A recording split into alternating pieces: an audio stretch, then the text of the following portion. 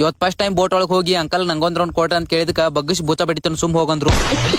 ನಮ್ ಬಿಜಾಪುರ್ ಟಾಟಾ ಮಾಡಿ ಅಲ್ಲಿಂದ ಮಂಗಳೂರ್ ಮೀಟ್ ಆಗಿ ಸೀದಾ ಬಂದಿವಿ. ಸುಲ್ತಾನ್ ಬೆತ್ತರಿ ಒಳಗ್ ಬರೋದ್ರಾಗ 10 ದಿನ ತಿನ್ನುವಷ್ಟ ದೊಡ್ಡ ಮೀನ್ ಇಬ್ರೆ ಮನಿಗೂ ಯಾತಾರ ನೋಡ್ರಿ. ಇನ್ನೊಂದ್ ಸ್ವಲ್ಪ ನಿಂತ ಅವ್ರ ಜೊತೆ ಹೋದ್ರ ಮೀನ್ ಫ್ರೈ ಮಾಡಿ ನನಗೂ ಕೊಡ್ತಾರೇನೋ ಅಂತ ನಿಂತಿದ್ದೆ. ಅವ್ರೇನ್ ಮುಂದ ಹೋಗಲ್ರು, ಅಲ್ಲೇ ನಿಂತಾರ. ಅದಕ್ಕ ನಾನ ಮುಂದ್ ಬಂದ್ಬಿಟ್ಟಿನಿ. ಇಲ್ಲಿಂದ ತಣ್ಣೀರ್ ಬಾವಿ ಬೀಚ್ ಬೋಟ್ ಒಳಗ್ ಹೋಗ್ಬೇಕಂತೇಳಿ ಬೋಟ್ ಒಳಗ್ ಹೋದೆ. ಟಿಕೆಟ್ ಕೇಳಿದ್ರು, ಆಧಾರ್ ಕಾರ್ಡ್ ಅವ್ರಿಗೆ ಬೋಟ್ ಫ್ರೀ ಇಲ್ಲೇನಂದೆ. ಇಲ್ಲಂದ್ರು ಹೋಗೋ ಉಣ್ಣೋಣ ಅಂತೇಳಿ ಮತ್ತೆ ವಾಪಸ್ ಹೋಗಿ ಟಿಕೆಟ್ ತಗೊಂಡ್ ಬಂದೆ.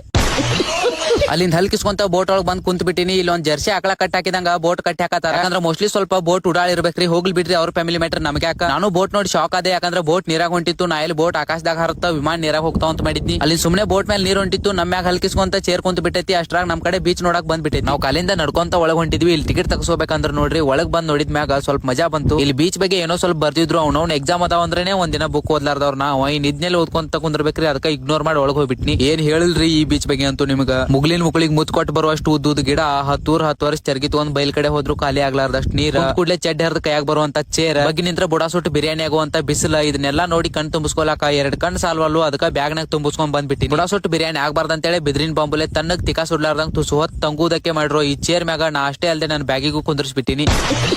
ಆಮೇಲೆ ಹಂಗ ಸಣ್ಣಂಗೆ ನಂಗೊಂದ್ ಡೌಟ್ ಶುರು ಆಯ್ತು. ಈ ಬೀಚ್ ಹೆಸರ ತಣ್ಣೀರ್ ಬಾವಿ ಬೀಚ್ ಅಂತ ಯಾಕೆ ಇಟ್ರು? ಬಿಸಿನೀರ್ ಬಾವಿ ಬೀಚ್ ಅಂತ ಇಡ್ಬೇಕಾಗಿತ್ತು. ಓಕೆ, ಬೀಚ್ ಒಳಗ್ ಬಿಸಿನೀರ್ ಇಲ್ಲ, ತಣ್ಣೀರ್ ಇರ್ತಾವ, ಅದಕ್ಕ ಇಟ್ಟಾರ ಅಂತ ಅನ್ಕೊಳ್ಳಿ. ಆದ್ರೆ ತಣ್ಣೀರ್ ಬಾವಿ ಅಂತಂದ್ ಯಾಕೆ ಇಟ್ರು? ಇದು ಬಾವಿ ಅಲ್ಲ, ಸಮುದ್ರ ಐತಿ. ತಣ್ಣೀರ್ ಸಮುದ್ರ ಬೀಚ್ ಅಂತ ಇಡ್ಬೇಕಾಗಿತ್ತು.